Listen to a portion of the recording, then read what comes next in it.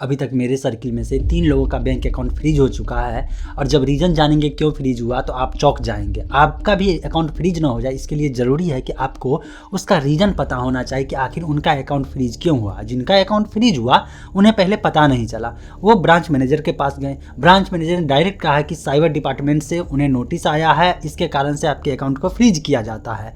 अब वो परेशान इस बात के लिए है कि मैंने कहीं भी कोई गलत ट्रांजेक्शन किया ही नहीं तो फ्रीज क्यों किया गया। बाद में पता चला कि फ्रीज करने का रीजन ये है कि पीछे मनी ट्रेल खोजा गया, इसके कारण से हुआ ये। उनके अकाउंट को फ्रीज करने का रीजन था कि उनके पास एक आदमी आया, कैश कहा क्या जो मुझे कैश चाहिए, मैं अकाउंट में पैसा डाल देता हूँ। चूंकि वो दुकान खोले हुए थे, लेन देन का काम कर रहे हैं, साइबर जैसे कैफे होता है ना, इस टाइप से खोले हुए हैं और CSP रखे हुए हैं। उन्हें लगा कि चलो कोई बात नहीं है, उनके अकाउंट में पैसा आया और पैसा आया तो वो पैसा जो था वो फ्रॉड का पैसा था, वो गलत तरीके से, और उस अकाउंट से पैसा आया था जिस अकाउंट पे FIR दर्ज किया गया था, जिस अकाउंट पे साइबर डिपार्टमेंट ने रिपोर्ट डाला था, उस अकाउंट से पैसा आया। और उनके अकाउंट में चूंकि आया तो उसी समय उनका अकाउंट भी रोक दिया गया। ऐसा नहीं कि जितना अमाउंट आया उतने को होल्ड करके बाकी पैसा रिलीज कर ले, नहीं, उनके अकाउंट में चूंकि करेंट अकाउंट है, लेन देन चल रहा है, लाखों रुपया पहले से था और वो अकाउंट में पैसा आते ही वो अकाउंट होल्ड हो जाता है, फ्रीज हो जाता है और पैसा नहीं निकाल सकते हैं। पैसा जा रहा है लेकिन निकल नहीं पा रहा है, अब वो है परेशान। अब आते हैं दूसरे पर्सन जो मेरे सर्किल का है। उनका अकाउंट फ्रीज होने का कारण ये था कि वो एक समय गेम जो होता है, ऑनलाइन गेमिंग होता है, उस तरह से गेम खेलते थे जो प्ले स्टोर पे एप्लीकेशन नहीं था, बल्कि साइट से APK डाउनलोड करके और इसके बाद लॉटरी सिस्टम वाला गेम खेल रहे थे। और उस लॉटरी वाले सिस्टम पे गेम खेलने के कारण जो प्राइज जीते थे उस पैसे को उन्होंने विड्रॉल किया अकाउंट में, उनका पैसा हो गया। और तीसरा जिनका आया था वो थोड़ा सा स्मार्ट पर्सन है, अपने आप को कुछ ज़्यादा स्मार्ट दिखा रहा था, वो क्रिप्टो में डील कर रहा था, वो एक्सचेंज पे लिस्टेड किया हुआ था, मतलब कि वो अपना रजिस्टर्ड किया हुआ था, वहाँ से पैसा विड्रॉल किया, USDT से कन्वर्ट किया INR में, और जैसे कन्वर्ट किया इसके कुछ दिन के बाद पता चलता है कि उनका भी अकाउंट फ्रीज कर दिया गया। अब वो तीनों के तीनों है परेशान। अब जरा सोचिए कि इसमें से आप भी कोई गलती कर रहे हैं तो आपका भी बैंक अकाउंट फ्रीज हो जाएगा। अब आप कहेंगे क्या क्रिप्टो में डील करना गलत है? देखिए, अभी तक भारत सरकार के द्वारा क्रिप्टो करेंसी में कन्वर्ट, क्रिप्टो करेंसी से INR में कन्वर्ट करना गलत नहीं है, लेकिन अगर आप उसको रिपोर्ट नहीं करते हैं तो ऐसे कंडीशन में जाकर के आपका अकाउंट फ्रीज कर दिया जाएगा। पहले ऑडिट किया जाएगा, रीजन दिया जाएगा, आपका पैसा कैसे लाए, वो क्रिप्टो कहाँ से, कैसे आप किए, कहीं से जीते या कोई गलत एक्टिविटी के कारण आपको क्रिप्टो भेजा गया, बाद में आप जो है MLM वाला स्कीम लगा करके ऐसा तो नहीं है पैसा कमा रहे हैं, इसके कारण से अकाउंट को आपका फ्रीज कर दिया गया। आप देख रहे होंगे बीच में क्रिप्टो MLM चला था बहुत ज़्यादा, जिसके बारे में मैंने खुद एक रिपोर्ट किया था, जो वीडियो सबसे ज़्यादा वायरल हो गया था।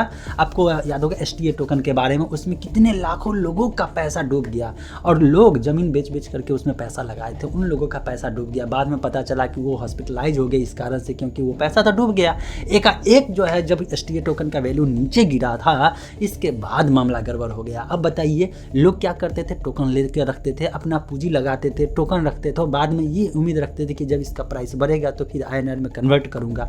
और जो लोग कन्वर्ट किए उनका क्या हुआ, उनका तो अकाउंट ही फ्रीज हो गया ना। अब वो पैसा भी नहीं निकाल सकते, ऑपरेट भी नहीं कर सकते, उनका हार्ड अर्न मनी जो पैसा है पहले से अकाउंट में रखा वो भी पैसा वहाँ पे रुक गया, है ना दिक्कत की बात। तो आप कभी भी क्रिप्टो में डील कर रहे हैं तो वो चीज़ आप INR में कन्वर्ट करके एक बैंक अकाउंट में, प्राइमरी बैंक अकाउंट में मत मंगवाइए, नहीं तो फ्रीज होने का चांस है। ऐसे में एक ही चीज़ सबक मिलता है कि अगर आप इस तरह के एक्सचेंज से कन्वर्ट कर रहे हैं, INR में कन्वर्ट कर USDT से कन्वर्ट कर रहे हैं तो फिर मेन प्राइमरी अकाउंट में मत मंगवाइए, नहीं तो आगे जाकर के दिक्कत हो जाएगी, डिपार्टमेंट की नज़र आप पे रहेगी। क्योंकि इस चीज़ में अब जो है जितने भी डिपार्टमेंट है वो एक्टिव हो चुका है, सरकारी डिपार्टमेंट एक्टिव होकर के इस पे नज़र रख रही है कि कहीं से भी वो पकड़ करके पहले उससे पूछताछ करो कि पैसा आया कहाँ से। गलत नहीं चलेगा, पूरी निगरानी है जो कि अच्छा चीज़ है, लेकिन हाँ इसमें इनोसेंट पर्सन का अकाउंट फ्रीज हो रहा है जिसमें दिक्कत हो रही है। चलिए अब दूसरा समझते हैं कि अगर आपको कोई भी अनजान आदमी, खासकर अनजान आदमी आपके बैंक अकाउंट में पैसा डालता है तो वो तो डलवाइए ही नहीं। इसके लिए ज़रूरी है कि आप अपना प्राइवेसी को मेंटेन करिए, हर जगह आप अपने अकाउंट को, बैंक अकाउंट को एक्सपोजर मत दीजिए। ऐसा नहीं है कि कहीं पे भी कोई मांगा तुरंत में लिख दिए bank account number, IFSC number, कोई भी उसमें पैसा डाल करके, और पैसा डालने के बाद पता चलेगा गलत तरीके से पैसा आया हुआ आपके अकाउंट में आया, आपका अकाउंट भी वहाँ पर फ्रीज हो गया। तो ये नहीं करना है। और सबसे ज़्यादा अभी के समय में दिक्कत हो रहा है उन लोगों को जो पैसा लेन देन का काम करते हैं, निकासी का काम करते हैं, ऐसे लोगों का करेंट अकाउंट है, जीवन एक तरह से जीवन यापन इसी से चल रहा है। ये काम धंधा बनाए हुए हैं कि चलो यार तुम मेरे अकाउंट में पैसा मंगवाओ, मैं कैश निकाल के दूंगा, या मुझे कैश दो, मैं किसी के अकाउंट ट्रांसफ़र कर दूंगा, उसमें कुछ परसेंटेज होता है, कुछ कमीशन होता है कि इतने पैसे ट्रांसफ़र करने पे इतना देगा।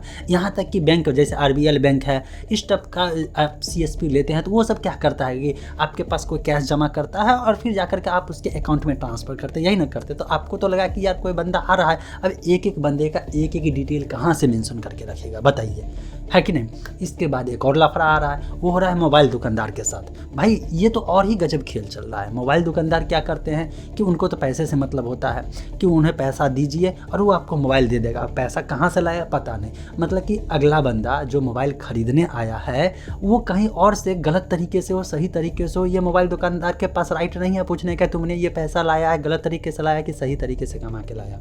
अब वो बंदा कहीं से कमा करके लाता है अकाउंट में या कैसे भी करके लाता है और डायरेक्ट मोबाइल दुकानदार के अकाउंट में भेजता है कि चलो यार 50,000 का मोबाइल ले रहा हूँ, 1 लाख का मोबाइल ले रहा हूँ, पैसा में भेजा। पैसा भेजा, उसने मोबाइल तो दे दिया, वो सारा बिल बना करके दे दिया। इसके बाद पता चला कुछ घंटे के बाद आपका बैंक अकाउंट मतलब दुकानदार का बैंक अकाउंट फ्रीज हो गया। जाता है वो ब्रांच मैनेजर के पास, वो कहता है फलाने स्टेट में, इस स्टेट का भी नहीं बंदा आसानी से पहुंच जाए। गुजरात कहेगा, कोई तमिलनाडु कह देगा, कोई कहीं कह देगा, कोई दिल्ली कह देगा, कहेगा वहाँ के साइबर डिपार्टमेंट ने रिपोर्ट करके आपके अकाउंट को लॉक करवाया है, मतलब फ्रीज करवाया है। अब पहले जाइए आप वहाँ डील करिए, वहाँ से लॉक छुड़वाइए। अब इस तरह से अब दुकानदार क्या करे, काम धंधा करेगा या नहीं करेगा।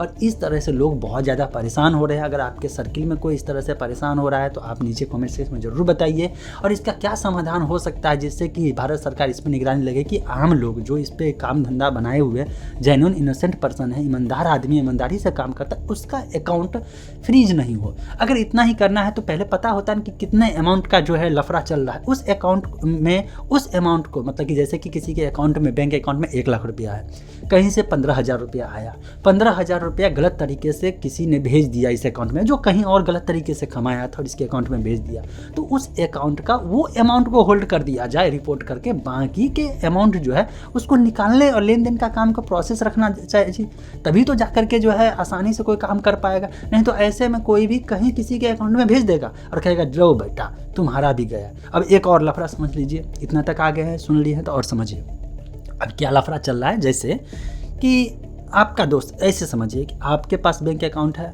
आपका दोस्त के पास भी बैंक अकाउंट है और उस दोस्त के किसी दोस्त के पास भी बैंक अकाउंट है।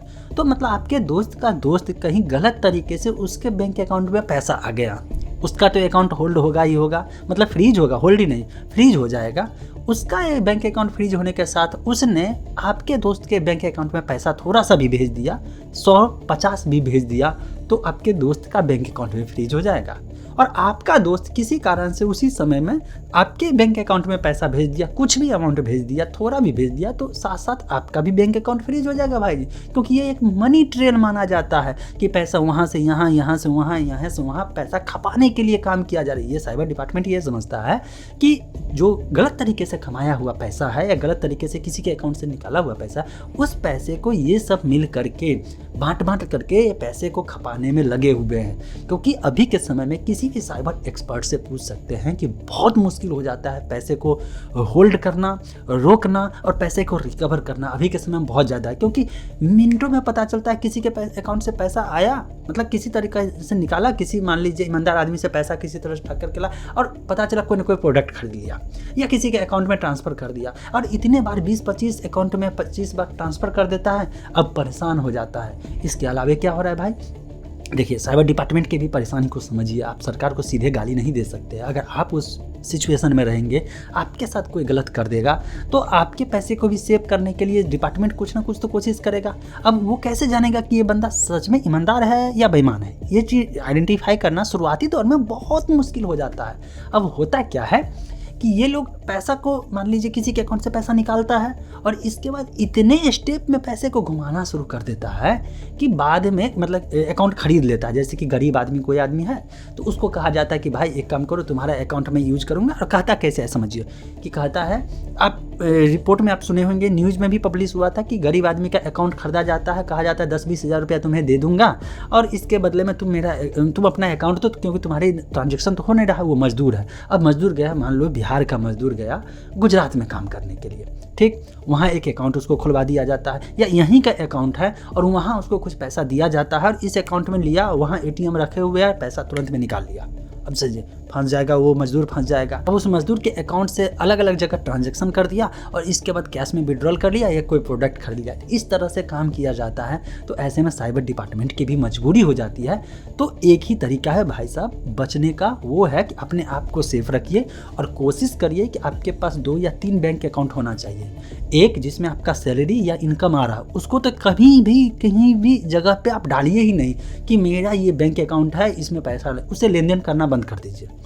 उससे लेन देन नहीं करना, उस अकाउंट में जाने मत दीजिएगा पैसा, किसी भी हाल में दूसरे पर्सन से उस बैंक अकाउंट में पैसा मत जाने दीजिएगा। वो सिर्फ आपके सैलरी के लिए रहा, प्राइमरी रहा, कभी ताकि दिक्कत नहीं हो।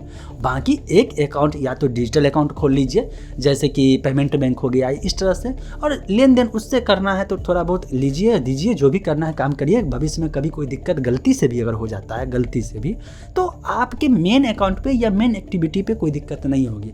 और जैसे ही बैंक अकाउंट में गया पैसा, समझ लीजिए अगर आपको नहीं पता है कोई जेन्युइन तरीके से आया नहीं, या भविष्य में दिक्कत हो सकती है, तो मामला तो दिक्कत हो जाएगा ना, आपके खुद के जीवन यापन पे दिक्कत हो जाएगी।